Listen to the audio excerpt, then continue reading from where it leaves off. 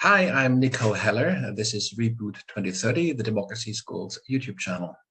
My guest today is Roberto Castaldi. Roberto is the CEO of the International Center for European and Global Governance. He's an associate professor of political philosophy at the eCampus University in Italy. He co-edits Perspectives on Federalism, and he's the director of Euractiv Italy, the Italian chapter of a pan-European new media platform. Roberto will reflect on the sort of experience he's had and the kind of insights he gained from the conference on the future of Europe, which was a pan-European, a major participatory exercise conducted by the European Commission and its other institutions. And he will focus, especially in the second part of the discussion, on the scope and scale for further European integration, which he believes is something that this conference supported in a big way. So I can see that Roberto is already here in the waiting room. Let me invite him in. There you go.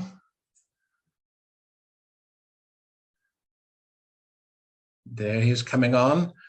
Roberto, can you hear me? Yes, how are you? I'm good. I'm good. Good to hear you. How's life in Italy at the moment? Well, quite hectic as everywhere. There were local election this Sunday and some referenda that didn't reach the quorum.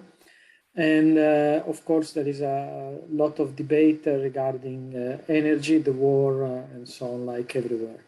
Yes, absolutely, absolutely. It's a kind of it seems to keep us all very much sort of focused on the whole situation in Eastern Europe, really, and the impacts and effects of that on the rest of Europe. Roberto, you have been following quite closely the kind of ongoings around the conference on the future of Europe. This has been quite a major exercise, and it's interesting that it happened at that point in time where Europe is facing all these additional and extra challenges. If you reflect back on the conference, what was it about? What are the sort of the key points that you would pull out as a sort of the major learning points from that conference?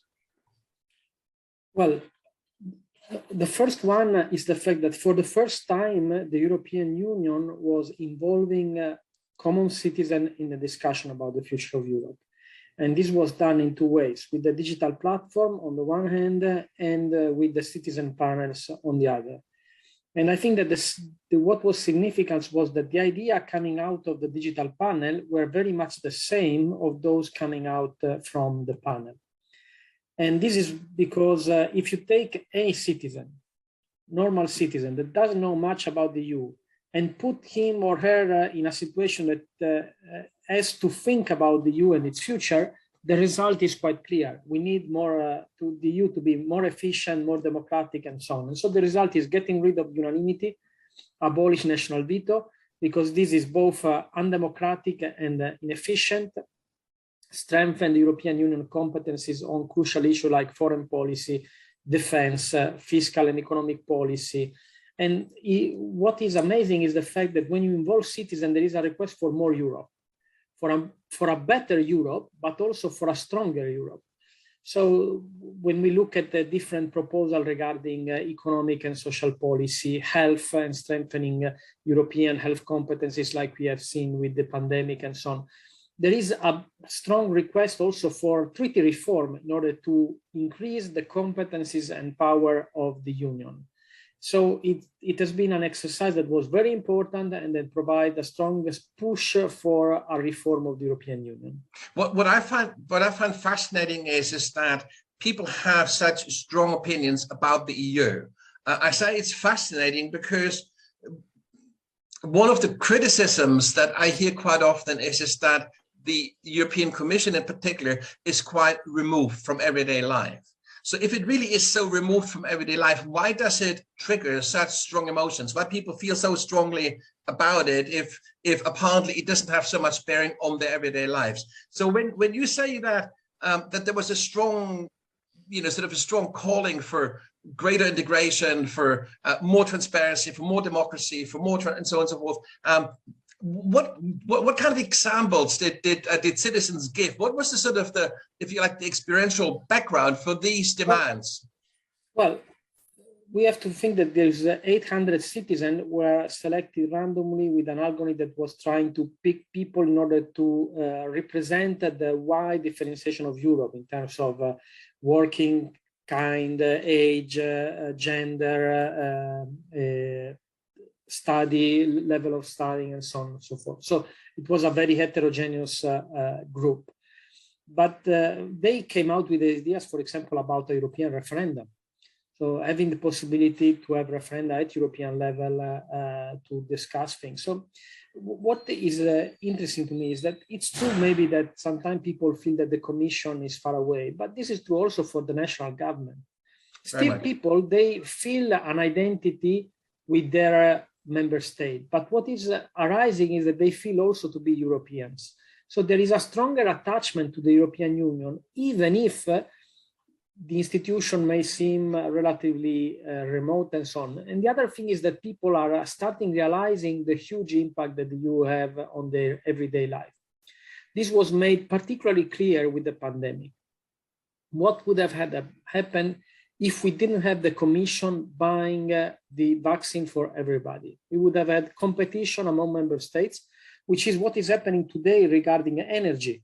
Confronted with the energy crisis, we are seeing foreign ministers from all countries going to the same external countries trying to reach deal to get the gas and so on. If we had sent the energy commissioner, Kadri Simpson, to negotiate for everybody, we would get more gas at a cheaper price. And people are realizing this, that with the pandemic, the ability of the Commission to get the vaccine for everybody was very important. The EU was also able to give vaccine to the rest of the world, to the poorest country, more than anybody else. At the same time, with the Next Generation EU, people realized that if the countries have a chance to grow after the pandemic, is thanks to this European solidarity. And this was particularly significant in countries like Italy, where I live, which is the largest recipient of the Next Generation EU, because it was the country's worst hit by the pandemic. So I think that all this had an impact, just like the war. The Russian invasion of Ukraine, of course, had an impact on the debate of the last part of the conference, in having people realize that we need a much stronger European voice on foreign security and defense policy, and calling for more integration in these fields. So the overall result was the request for a very significant strengthening of the European Union. That's really quite interesting. Now, but why would it matter what this conference decides or what it thinks? What kind of influence does that have on policymaking at a sort of at a European level? Well, we will see over time. But for instance, last week, the European Parliament approved a resolution asking to start treaty reform to implement the proposal coming out of the Conference on the Future of Europe. Because, of course, the Parliament is the only directly elected institution in the EU and feels the pressure to provide a positive answer to the request expressed by the citizen. And throughout the conference, the Parliament has been the most vocal about the need to implement the proposal coming out of the conference. This proposal, two-thirds of the proposal, about roughly two-thirds of the proposal, can be implemented through European legislation. But about between 1/3 and 1/4 of the proposal require treaty change, because they are about strengthening the competencies and power of the European Union, or creating entirely new institutions like the European referendum, for example. So the European Parliament has been very quick in adopting a resolution asking the European Council in June 23 and 24 to vote to start a convention to reform the treaty. And of course, this can be a very quick convention, because what has to be done has already been sketched through the Conference of the Future of Europe that produce very specific proposals.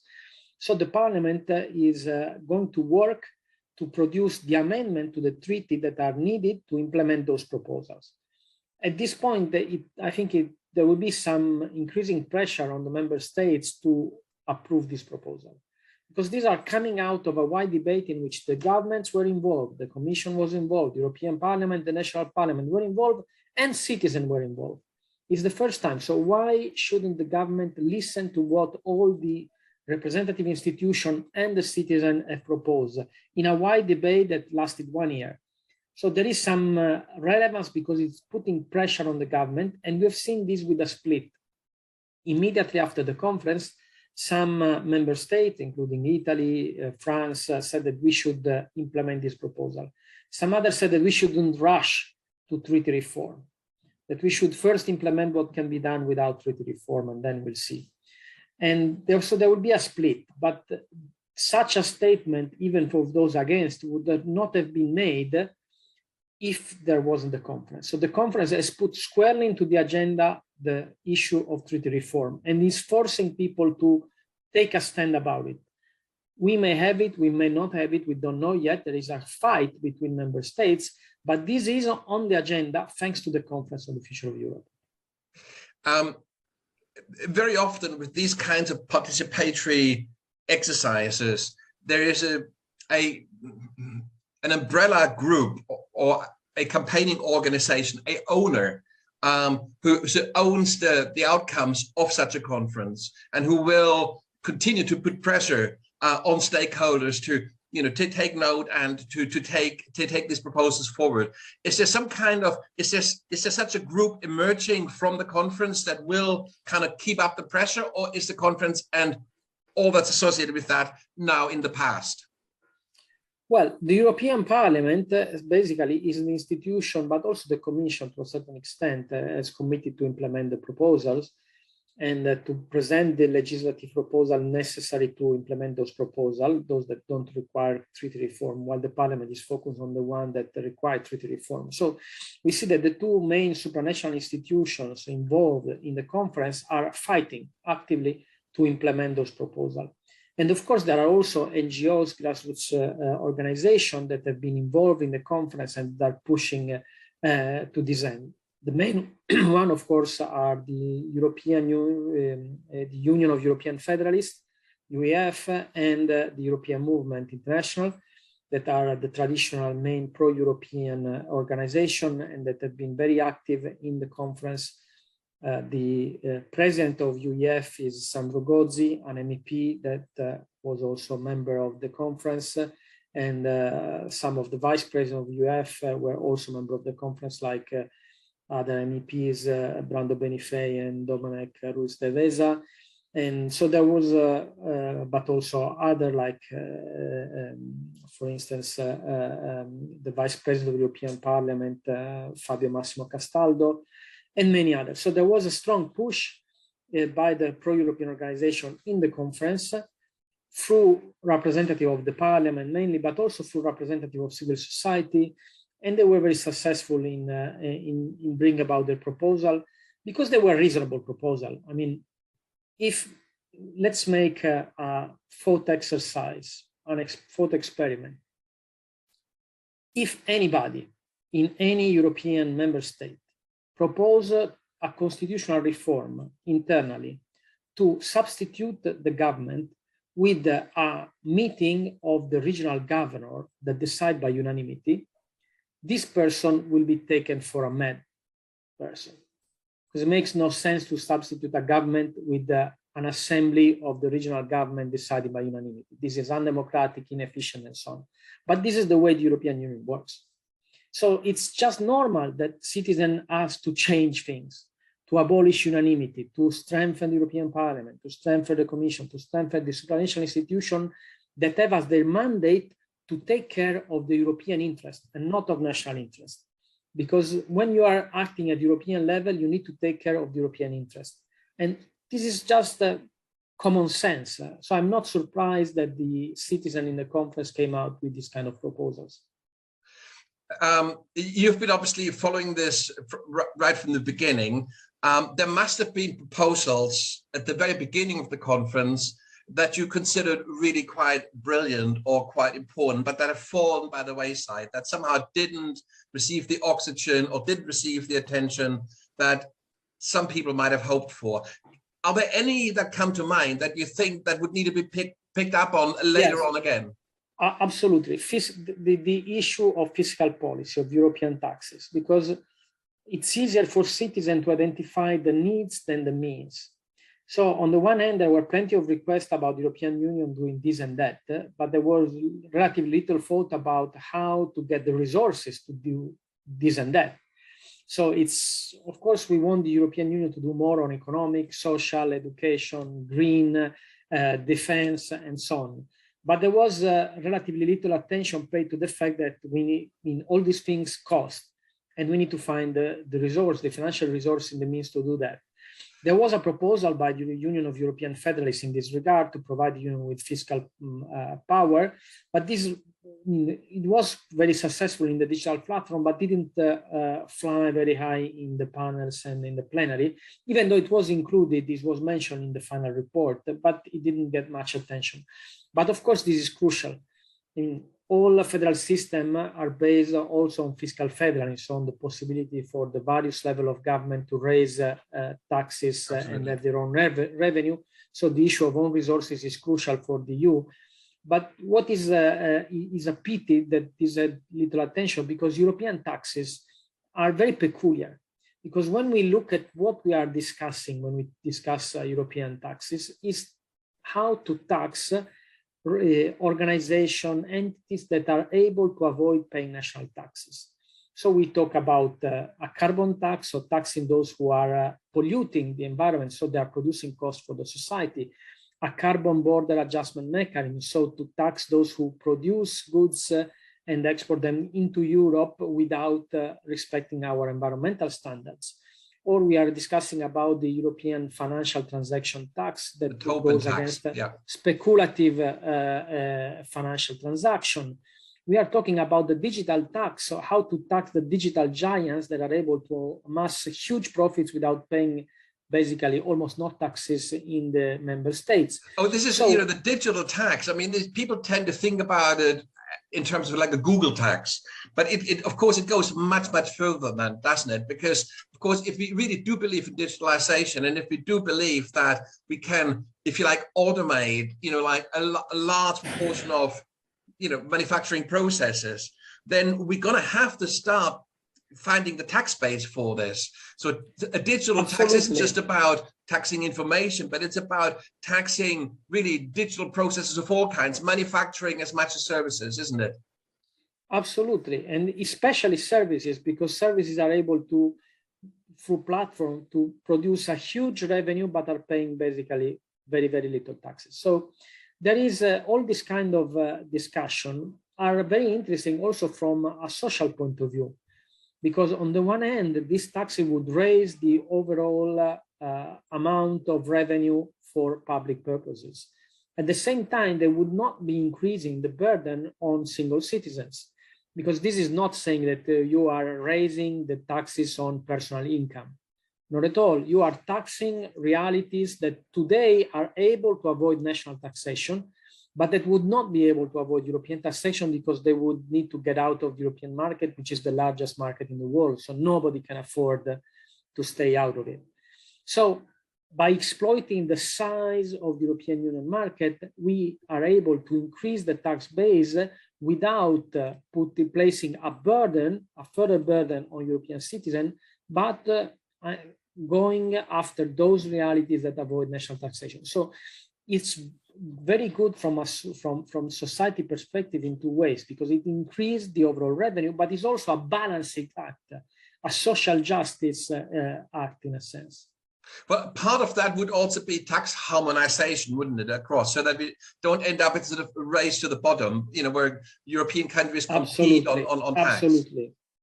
There was a communication by the Juncker Commission at the very end of their term about further integration on tax policy, which would be possible also without treaty change by using the passerelle clause that allows to move a certain sector from unanimity to qualified majority by a unanimous decision of the European Council. So the Juncker Commission asked the European Council to take this unanimous decision to move fiscal policy to qualified majority voting, showing what would be the advantage. So what would be the directive that at that point could be approved by qualified majority that would not be approved by unanimity. And these were regarding about tax harmonization and getting rid of fiscal paradise inside the EU. And of course, this would have raised over 5 years, something like, I think, 300 billion euro of more revenue. So we are talking about a huge amount of money. And by avoiding this tax competition and this race to the bottom among member states. So this would be something that is very important, and again is an element also of social justice beside increasing the overall revenue at a time in which we massively need public investment to finance the green transition, the digital transition, but also defense. And this is the other interesting element, because with the Russian invasion of Ukraine, now we risk a very strong increase in national defense spending, but this increase would mostly be wasteful. Because today, the 27 member states of the EU have a military expenditure which is about 3 times more than Russia, but have no deterrence capacity. Why? Because we don't have one European army, but we have 27 national armies. We have plenty of different combat system and system weapons and so on, many more than the US, many more than China, many more than Russia and so on. So there is this multiplication of expenditure to keep 27 national defenses that is basically a waste of money. So overall, we are increasing the national military expenditure. But if we keep having national defense, even if we increase to 2% of the GDP, this would not put us in a situation that we would be able to deter Russia. So the issue is not just to increase national military expenditure, but to pull them together at a European level. If we create a European defense, then what we are spending now, which is the third world expenditure after the US and China, would probably be enough for Europe to have a significant military capacity able to deter potential aggressor. But the point is to pull it together, not to keep it split in 27 national defenses. Well, I think there's, when we're talking about sort of like integration of sort of the kind of the military industrial complex, I think there's a couple of sets of issues. There's issues around standards, isn't there? It's to do with technical standards, that the equipment needs to be able to talk to each other. There needs to be compatibility among different weapon systems. And I believe that is not really a given in many cases. I mean, there's quite some variance. Then there's a second area has to do with the whole nuclear debate, which is, of course, France is a nuclear power, the only one now in Europe, because the UK has left.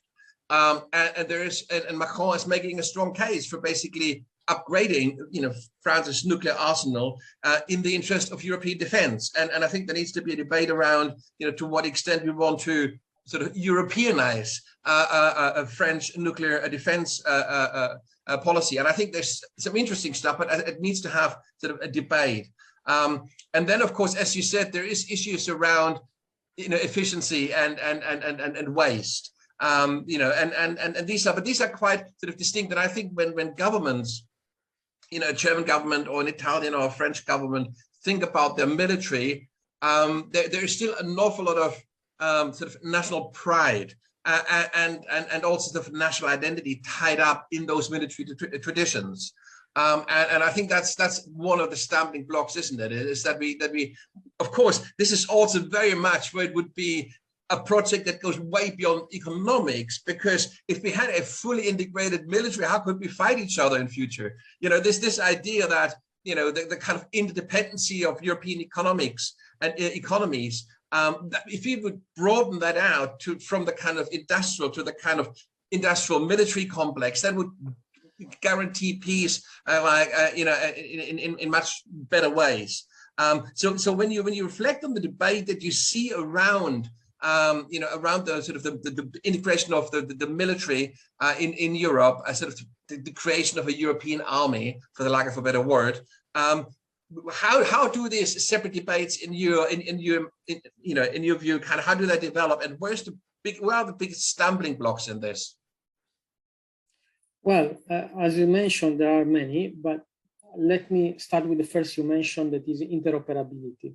Now, this is not really the main issue, because through NATO, there has been a great deal of work about interoperability. So this has been basically sorted out.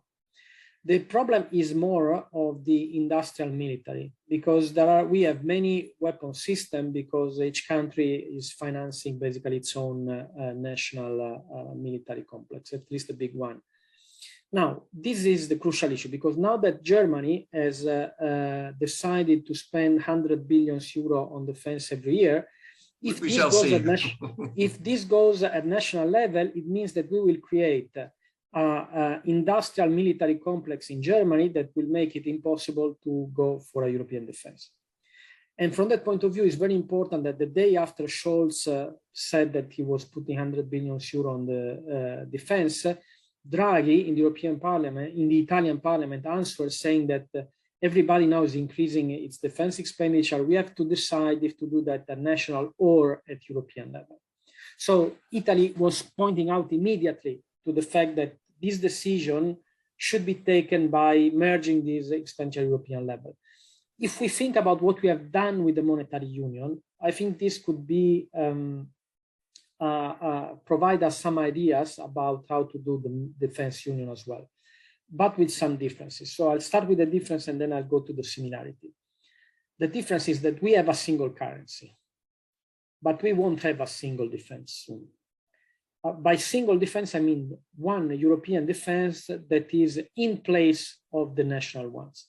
When we created the single currency, we had one currency instead of the old national currency.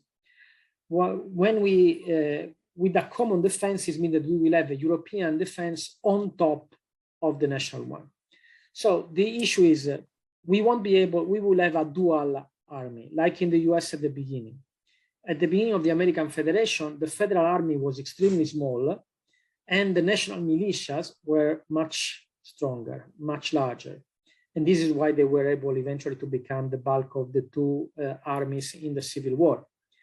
But the federal army had two things, that it decided the standard weapon system also for the militias, and it had West Point, the military academy, so that there was a single strategic culture for the federal army and for the militia. So I think that we should go in that direction. So to create a European defense, we need to decide which part, what elements of the military we pull together at European level. So to create a European combat-ready forces, 16,000 people, like we decided in 1999 and never implemented, could be an idea.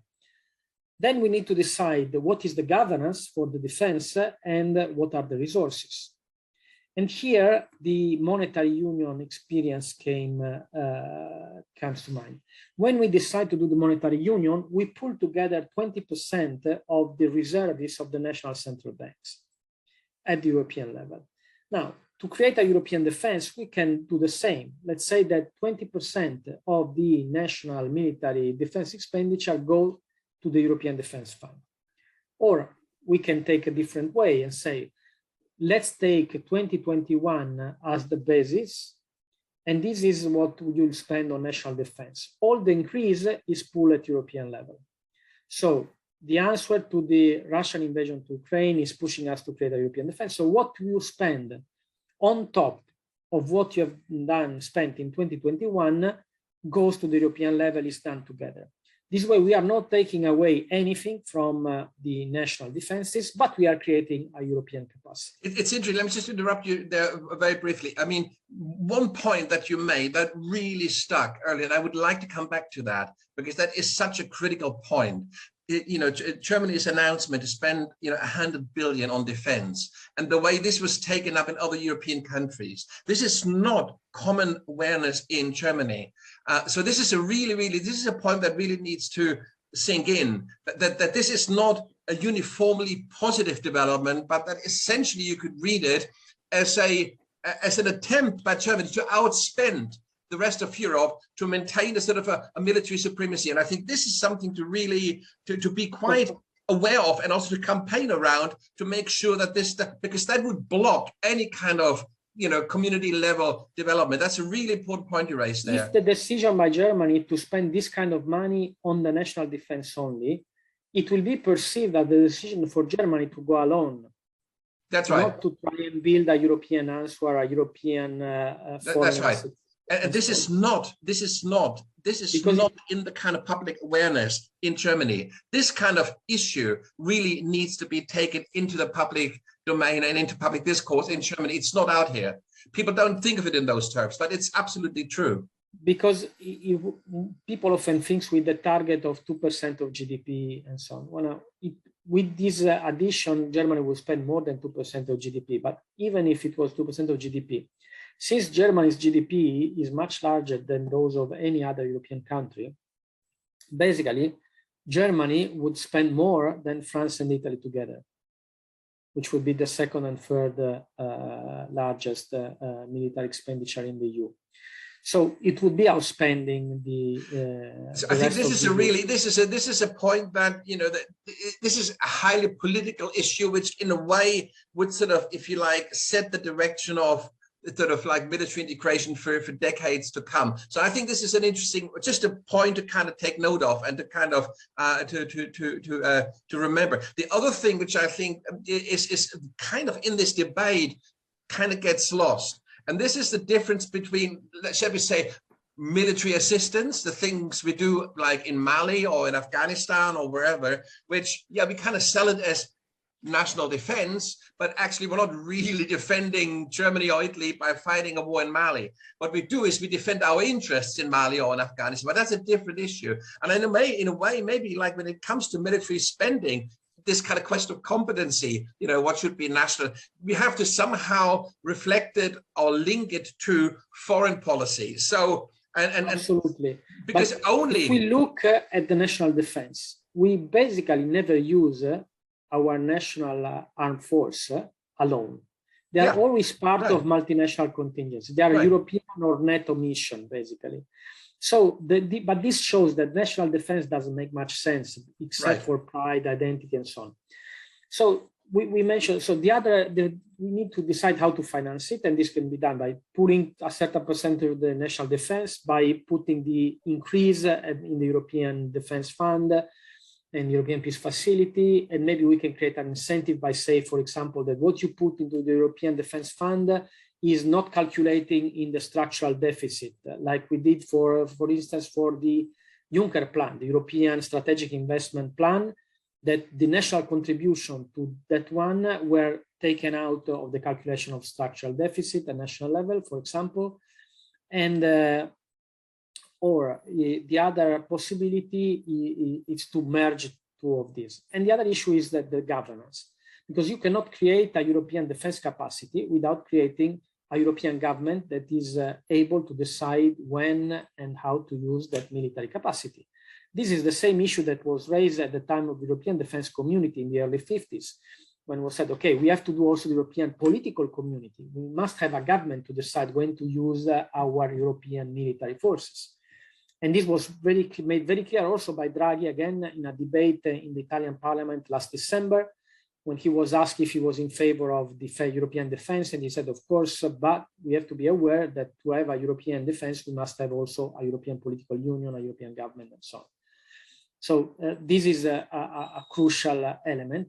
And regarding what you mentioned about Germany, we have to not to forget the other side of the coin, which is France. Because like the monetary union was essentially the Europeanization of the Deutschmark, creating a European defense is essentially, and a foreign policy, is the Europeanization of the French seat at the UN and the French force de frappe. That's right. Because you want, I mean, if you want to have a European foreign policy, it means that you have the European Union in all the main international arena, which means that it's the European Union which participate in the UN Security Council and not France. It means that it's the European Union participating in the IMF, in the World Bank, and so on and so forth. So really, Roberto, what we could do is we could have the European Security Council in Strasbourg, and we would move the European Parliament up to Brussels to save all those journeys back and forth. The French would have a really important institutions, and we would unify the Parliament in Brussels. Well, the issue, I think, is different. I think that your idea is a good one, but not for a European Security Council, but for the European Military Academy. Whatever we call it, yes. Or a headquarter of the European military in Strasbourg. That's like right. the central bank is in Germany, is That's in Frankfurt. right. It makes sense that the European military headquarters are in France, because that's right. Just like the monetary union was the Europeanization of the Deutschmark, the European defense is the Europeanization of the Force de Frappe. So it makes sense. But we should not go for a European Security Council copying the UN Security Council. No, that's right. Because this is the idea that many people have. The UN Security Council doesn't work because it's an intergovernmental organization. We need to have a federal government that is responsible for foreign security policy. So it means that to give more power to the high representative, vice president of the commission, to have commission is essentially the embryo of a federal government or a parliamentary nature. So to have the commissioner or minister, if we want to call them, as we call it, at national level for foreign policy and for defense. And of course, we will have also the council. In the EU, we have a council of ministers, but we don't have a defense formation for the Council of Ministers. We should create that, like we have for foreign policy, and but they should vote by majority vote, not by qualified majority, not by unanimity. This way we can have. The problem, of course, Roberto, is when I think about sort of military structures, take the US, but just one example, there is a commander-in-chief and he sits in the White House. You know, where would our commander-in-chief sit? Who would that be? Would that be the president of the commission or? In the commission, because the commission is the embryo of the government. Now, in a transition, we can also think differently. Another possibility is to think about the European Union and the evolution in a federal evolution of the European Union. We'll have to take into account inertia and path dependence. If we think how the European Union works today, we could also imagine that a new federal form of government that would resemble the French semi-presidential system.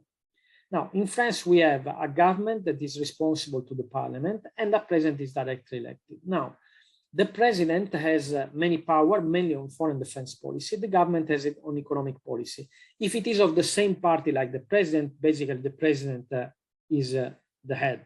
But occasionally there have been government of a different party than the president, and the government will decide on economics and the president on foreign security policy. Now, we could think about the European Council as the collective presidency of the European Union, taking responsibility for foreign and defense policy. Like in Switzerland, we have a collective presidency, for example. So we could think the European Council as the collective presidency of the Union, like we have it in Switzerland, but with the power that are attributed to the French presidents, which are significant in foreign security policy. But this may work only if the European Council decide by qualified majority, not by unanimity. That's the crucial issue. In that case, we may also think that the European Council, acting as a collective presidency, take responsibility for foreign security policy, so is the ultimate commander-in-chief. My preference would be for the Commission to work as a parliamentary government with all the power of the government, rather than, but both are possible solutions that may work, so that may allow the European Union to have a foreign security and defense policy. The other issue is that this is the time for France to put their offer. Because in the moment that Germany puts on the slide of the balance 100 billion euro, to convince Germany that they should put this in the European defense fund rather than national defense, it's time for France to put on the other slide of the balance Europeanization of the UN seat and of the Force de Frappe. Because if France put what it can put to the European defense, then Germany can put what it can. So on the one hand, there is money. On the other hand, there is the nuclear weapons and the UN permanent seat. And not only that, also plenty more experience in actual military operations. Absolutely, absolutely. But the issue is that now we have, beside what is the intangibles, let's say, there are also the tangibles. So if Germany is to put a lot of tangibles, because 100 billion euro are a lot of tangibles, France also needs to put some tangibles in it. So I think that we can have a European defense if there is a big package deal between France and Germany, so that France accept the Europeanization of the force de frappe and the UN Security Council, and Germany accept to put the money into the European Defense Fund rather than the National German Army. But this won't happen probably in a moment, but we need to have a plan. Like for the monetary union, in Maastricht, we approved a plan to reach the monetary union by 1999. So it took us 7 years of painful adjustment to reach the criteria and start the single currency. We can think about steps and transition that will bring us to European defense, that start by pooling the money on the European Defense Fund, and, for example, having a representative of the Commission together with the French representative in the UN Security Council at all time, and so on and so forth, and having kind of a roadmap that step by step, the more we pool the money, the more we Europeanize the French tools as well. And in 10 years, let's say, we reach a fully-fledged European defense, in which we have fully Europeanized the Security Council seat and the force de frappe and the military expenditure to a great extent. I think that the 10-year window is not a very good window in this particular case, because if NATO survives in its current form for another 10 years, then I think we're kind of probably through that rough patch.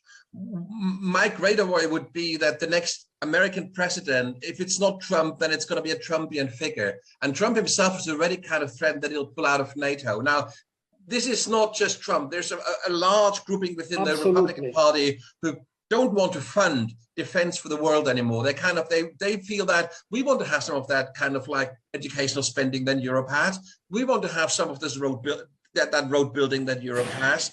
And they said, well, we want to spend less on defending Europe and more on basically building up our own country. And if this happens, this would happen in more like within a 5-year time window. And then the question is, you take the US out of NATO, then we basically already have a European defense structure, don't we? No, two things. The US will not pull out of NATO formally. In the same way as Russia will not attack Ukraine. Is that the same kind of No. The point is that the US have no interest in formally pulling out of the alliance. What may happen is that the US participation in the alliance is not an efficient security guarantee, because Trump said that the Baltic countries' independence is not his business.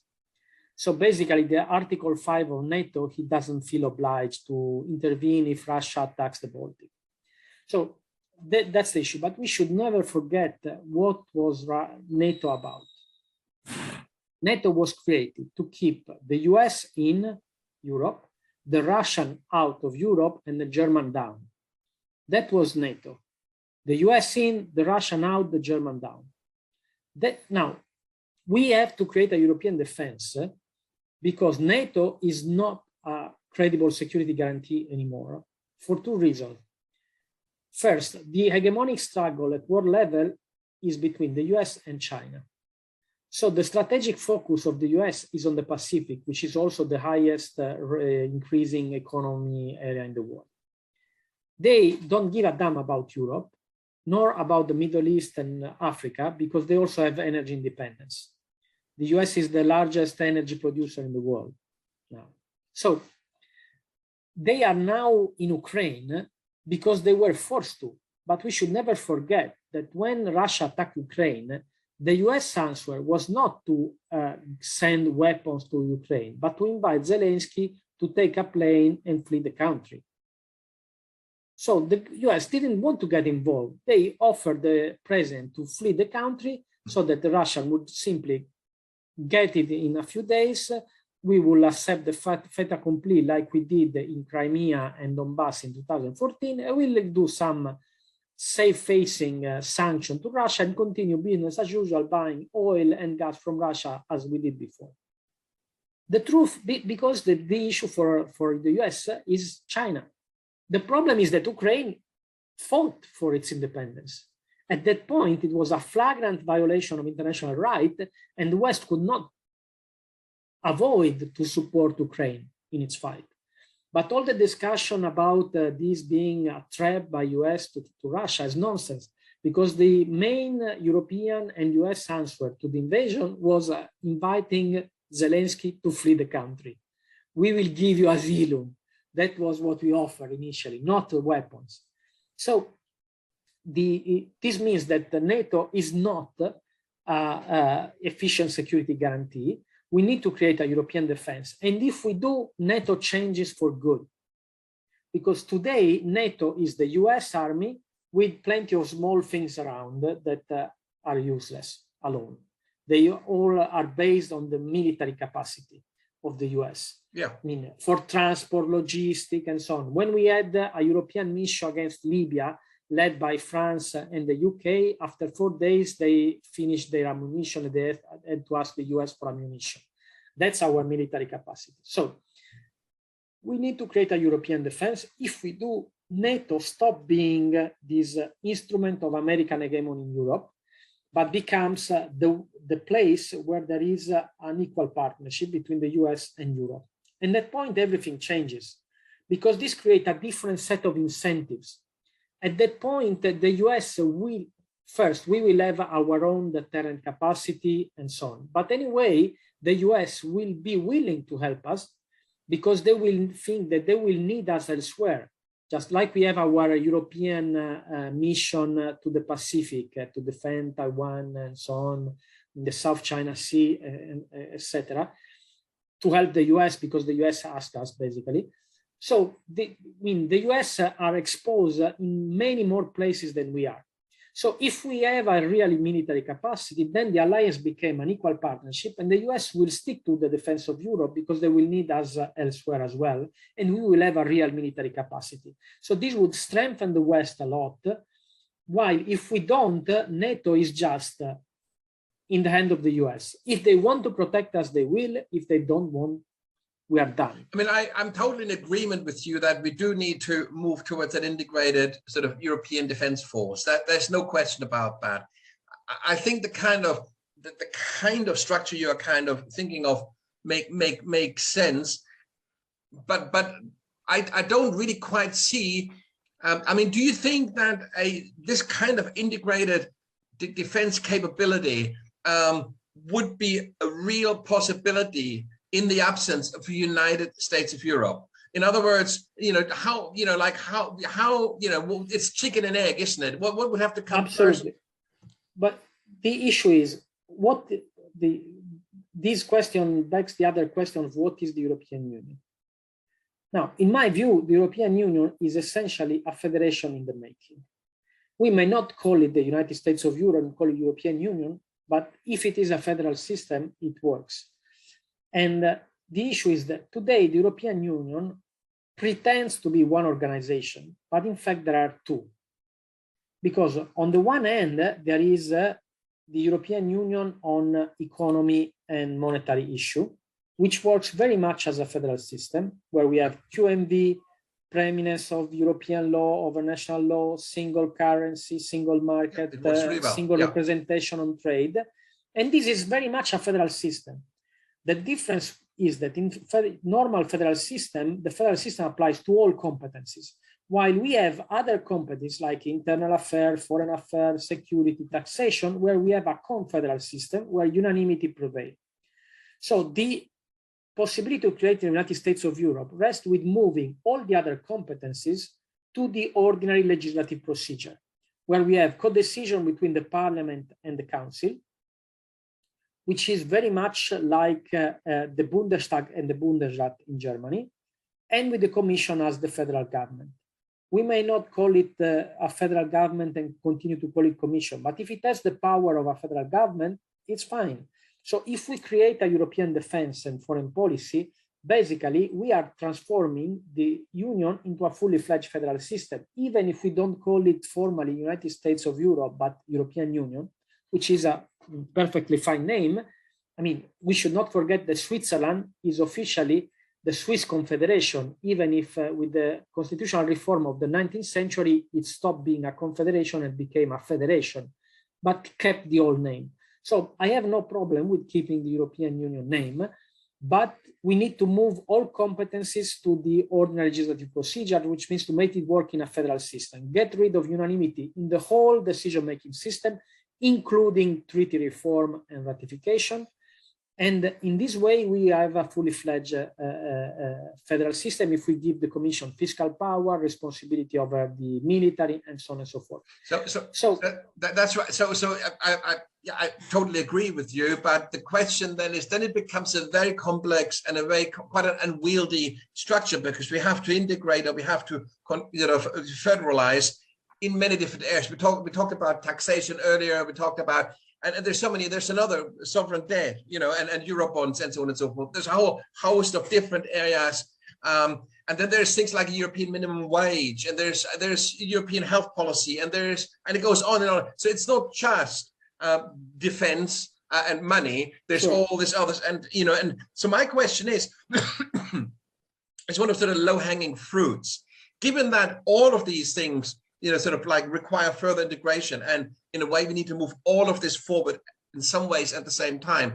Two questions. A, what are the what would be easy wins? Where should we focus to kind of move this on quickly? As you said, we may actually find ourselves with a huge stumbling block on defense because of this kind of German ambition to spend 100 billion, and in a way blocking a European kind of coming together through that. There may be other areas where it's easy at that point to federalize. That's the first question. The second question is any of this really possible in a serious fashion without constitutional reform? In other words, without another Maastricht kind of moment. So what are the low-hanging fruits? We need treaty reform to do that. And my take is that we may get it now, because the issue is there has been the Conference of the Future of Europe. It has produced a number of requests that imply treaty reform to strengthen the competence and power of the Union. If we start treaty reform, and one of the key issues for everybody is to get rid of unanimity, well, then we are going precisely in this direction. And even if it may look very complex, it's technically very simple, because we already have in place a federal structure regarding the economy. So we are just moving certain policy from one area, special procedure, to the ordinary procedure, where we have the co-decision, the Commission makes the proposal, the Council and the Parliament decide, and so on. So, and this can be done for health, fiscal, foreign security policy. I mean, from a juridical point of view, it's not that difficult. The difficulty is the political will. But we have the crisis, we have the war in Ukraine. So there is a great request from the citizen to have a European defense, to see that Europe is able and willing to play a role on the international arena. And this we should exploit. So there is a request, there is the possibility to start a treaty reform. It's up to the Parliament to make a formal proposal of the amendments to the European Council in 23-24 of June, possibly to vote on a convention for treaty reform. We should never forget that to start the process, a simple majority in the European Council is enough. So we only need 14 countries to start the procedure. Of course, that in theory, we need unanimity to finish the procedure.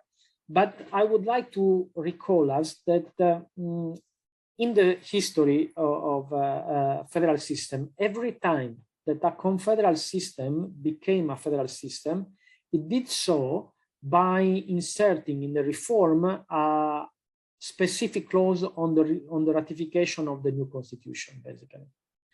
This happened in the US Constitution of 1787. This happened in the Swiss Constitution in the 19th century. This happened in the Australian Constitution. But this happened also on the federal German Constitution imposed by the American that was ratified by majority, because everybody knew that Bavaria would never ratify. And in fact, Bavaria still now has not ratified the German Grundgesetz and so on. So I think that a crucial issue in the next reform would be to have a final clause about its own ratification that overcome the unanimity foreseen in current Article 48. So I think that Article 48 can be used to start the reform process, not to finish it.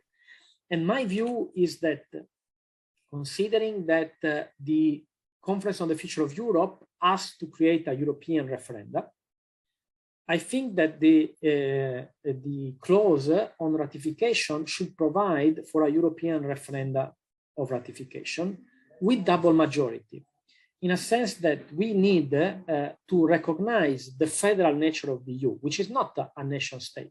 So we cannot just count European citizens, and if there is a majority, it applies everywhere. This would be a national system, not a federal system.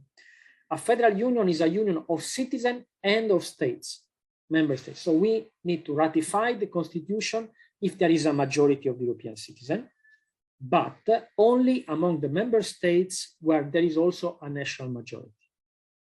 In those member states where there is not a majority at the national level, they should be able to vote again in 6 months to decide if they want to ratify or if they want to quit the union and negotiate a different arrangement that can be stay inside the single market or inside the level of integration we have now, and so on and so forth. We can also think about different level of membership, full membership, associated membership, and so on, in order to arrange the diversity of the, or we can have a specific reservation.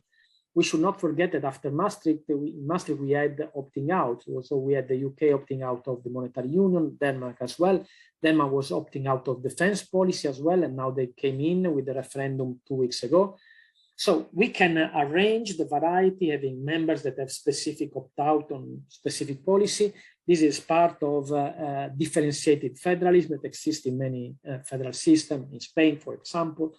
So we should not worry about these things. We are able to take care of the complexity and differentiation of the union, but we need to get rid of unanimity. And the most democratic way and the most legitimate way, in my view, is to do it through a European referendum with double majority. So we count the European citizen as such, and but that we would also be, count just to make it very clear, so that would be a European referendum on this principle of unanimity. On the new constitution that, in my view, should abolish the unanimity rule. But the unanimity would be one aspect of that constitution. There would be other aspects to that constitution as well. But my view is that the reform, the new constitution, or treaty, if we just make a reform of the treaty with some small but very big amendments, few amendments but very important, if you like, is if we get rid of unanimity on everything.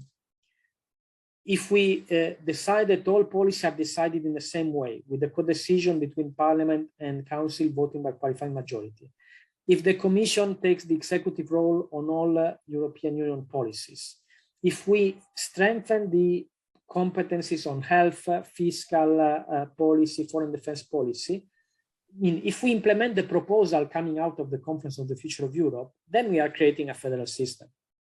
And in this case, we should create also the European referenda as proposed by the Conference on the Future of Europe, and to have a clause, a final clause about the ratification of the new reform, providing to use this new institution of European referenda to ratify it. So in terms of a sort of a reform of the sort of the European Constitution, and potentially sort of a referendum tied in with that, what kind of timescale are you thinking is reasonable? Well, I think that if we start now a process of reform, we can close it very quickly because we already know what we want to do. We want to implement the proposal of the Conference on the Future of Europe. And then we can think about having the referendum, for example, if we start in the mid of 2022 and we finish in 2023, we can have a referendum, for example, together with the European election of 2024. So the European election and the European referendum would be together in end of May, beginning of 2024. This could be a reasonable timetable. So in 2 years, we would be able to have a reform EU. And so are you saying, because of course, you know, being not really involved with European politics at this, you know, at the cold phase, are you saying that there are actual processes in play that are moving towards a constitutional reform and a referendum within that 2-year time frame? Or is this something you would like to see? Or is this, are you saying there's something? Well, the European Parliament has asked to start now the reform. If we start now the reform, it's 2022, we can finish in 2023 and have the ratification in 2024. So it's a reasonable timetable. The point is, we will see if the Parliament will manage to convince a majority of member states to go this way. And the crucial issue is if France, Germany, Italy, Spain make the decision to make that package deal that we mentioned before. So that inside the reform, we have the decision to create a European defense, which means that we pool together the resources, but that there is also a plan for the Europeanization of the French Force de Frappe and UNC. If this is in, we are able to do the reform. If this is not there, it's difficult.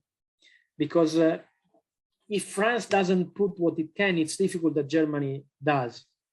So, but I mean, looking at the sort of the Macron's first term, he wasn't the problem when it comes to European reform. It was Merkel who blocked every single attempt. Absolutely, but we should not forget that when there was the renewal of the Franco-German friendship treaty, the German proposal was to insert the proposal of a European seat in the UN.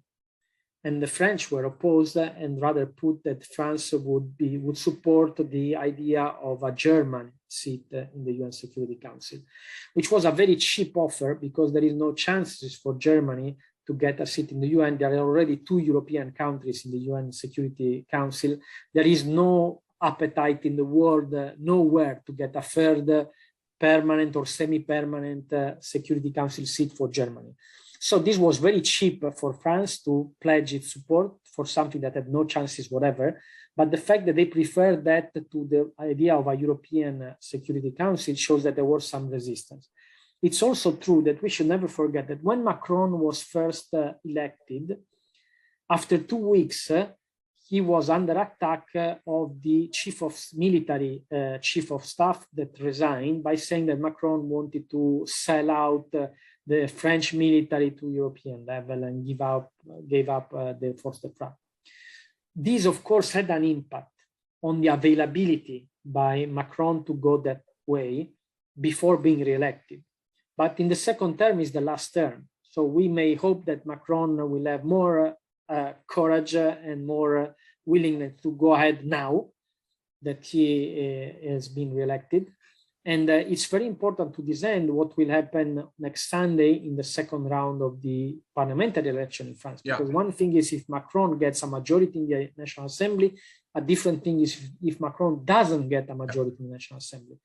So from the European Union perspective and the chances for more European integration, it's very important that Macron gets a majority in the National Assembly as well. This may open the way for this big package deal that will strengthen the European Union significantly, will open us a reform process that will allow us to go ahead. So, I mean, really, the next 6 months are quite interesting in many respects. I mean, Macron may or may not sort of consolidate his position in France. The midterm elections in the US are going to happen in the autumn. That'll say a lot about basically the remaining 2 years of Joe Biden's administration. The war in Ukraine is going to be, in my view, if not decided within the next 6 months, it's going to really, we've got to get a very clear sense of where this is headed, whether this is going to turn into a kind of a slow burn kind of ongoing conflict, or whether Russia and Ukraine will somehow split up the country between them. So what I'm thinking is like when we look at sort of like, say, 6 months from now, we'll kind of get a clear sense of the fallout from this conference as well. We'll have a sort of a sense of the dust will have settled. We'll have a sense where Germany stands on this, where France stands on this, where Italy stands on this, what other kind of smaller European countries stand on this too. And maybe in 6 months' time is a better time to kind of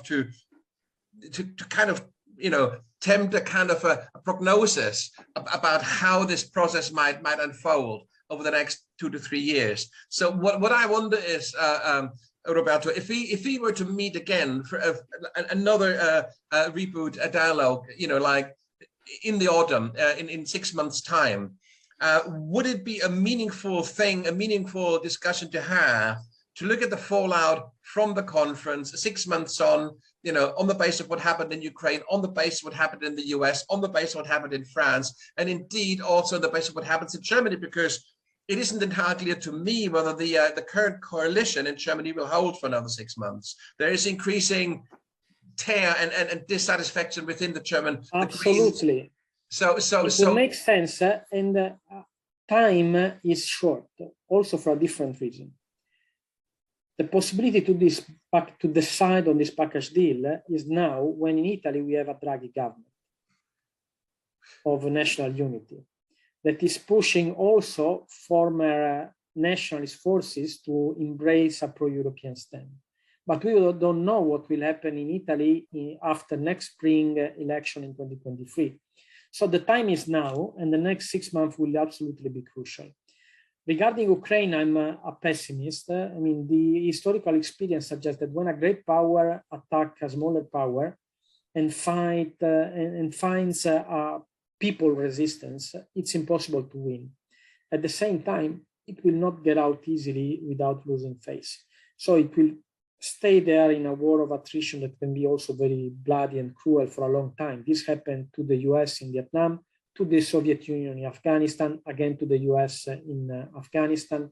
So the European public opinion has been looking at this Ukraine war as if it was going to end soon, if there was the chance of a diplomatic breakthrough that will bring peace soon. But history suggests that this is probably not the case, unfortunately, and that we need to be prepared that the economic fallout of the war will last for long, that the sanction will be there to stay, that the war will continue with all the suffering for the Ukraine and so on. And we should never forget that the first European to die under the European flag were the Ukrainians in 2014 in Euromaidan, and again now. And I think that this will have an impact also in the decision to grant Ukraine candidate status next June. Absolutely. So how do you feel about having that sort of another installment, another reboot dialogue in 6 months' time?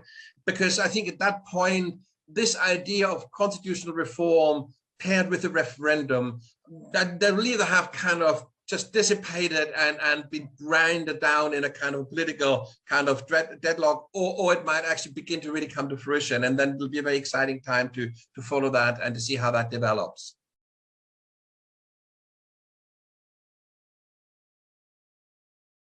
Roberto, are you still there? I have lost you there. Yes, I'm very happy to do that in 6 months. Excellent, excellent. The image just froze and you came back. I'm sorry. No worries at all. It was perfect timing. So great. Okay, so let's do that. It's now 5:07, and I believe you have a follow-on meeting to attend to. Yes. Roberto, thank you very, very much. It's been really very insightful and really interesting. Let's stay in touch over the next 6 months and see how we can shape this a little bit more and make this an interesting follow-on conversation in about 6 months' time. Sure. Thanks a lot, Nico. Well, thank you very much. Talk to you soon. Bye. Bye-bye.